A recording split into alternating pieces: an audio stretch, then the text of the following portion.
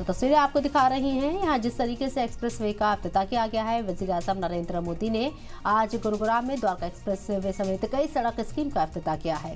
हरियाणा के सीएम मनोहर लाल खट्टर और central minister Nitin Gadkari भी हमरा थे उनके। इस दौरान पीएम मोदी ने रोड शो किया और लोगों का इस्तकबाल कबूल किया। द्वारका एक्सप्रेसवे को देश को समर्पित करने का अवसर मिला है। इस एक्सप्रेसवे पर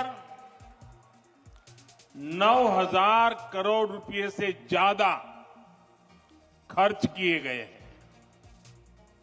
आज से दिल्ली हरियाणा के बीच यातायात का अनुभव हमेशा के लिए बदल जाएगा। साथियों,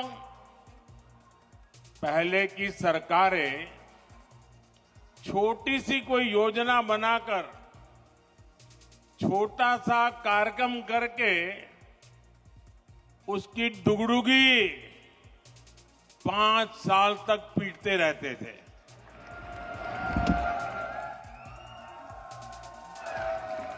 वहीं भाजपा सरकार जिस रफ्तार से काम कर रही है उसमें शिलान्यास लोकार्पण के लिए समय कम पड़ रहा है, दिन कम पड़ रहे हैं जी।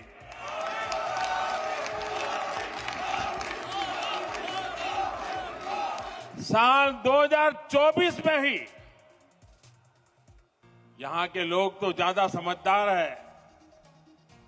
आप सुनिए, 2024 में ही, यानी अभी 2024 का 3 महीना भी पूरा नहीं हुआ है, इतने कम समय में अब तक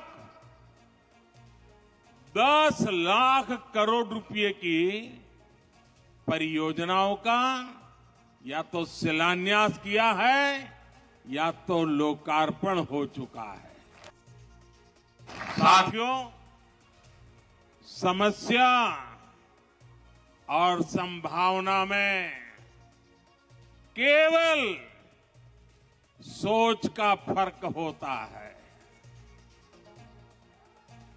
और समस्याओं को संभावनाओं में बदल देना ये मोदी की गारंटी है।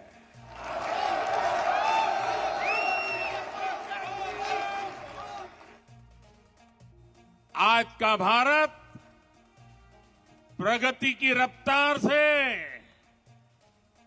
कोई समझौता नहीं कर सकता। और आप लोगों ने अब मुझे भली भांति जाना भी है, पहचाना भी है, समझा भी है। आपने देखा होगा, न मैं छोटा सोच सकता हूं, न मैं मामूली सपने देखता हूं, न ही मैं मामूली संकल्प करता हूं। मुझे जो भी करना है विराट चाहिए, विशाल चाहिए, तेज गति से चाहिए। इसलिए कि मुझे 2047 में हिंदुस्तान को विकसित भारत के रूप में देखना है। दोस्तों, बढ़ते आगे अगली खबर का रुख करते हैं। दिल्ली के सीएम अरविंद केजरीवाल ने बीजेपी पर हमला किया है। ये हमारे एमएलए खरीदना चाहते हैं। केजरीवाल ने ये तबसरा किया, पंजाब में हमारी सरकार गिराने की साजिश की गई। और ये तमाम बड़ी बातें उन्होंने पंजाब में एक जलसे से खिताब करते हुए कही है। इन्होंने हमारी झांकी को रिजेक्ट किया है। आप पंजाब से हमारे 13 सांसदों को जिताए, यह अपील दिल्ली के सीएम अरविंद केजरीवाल ने पंजाब के अवाम से की।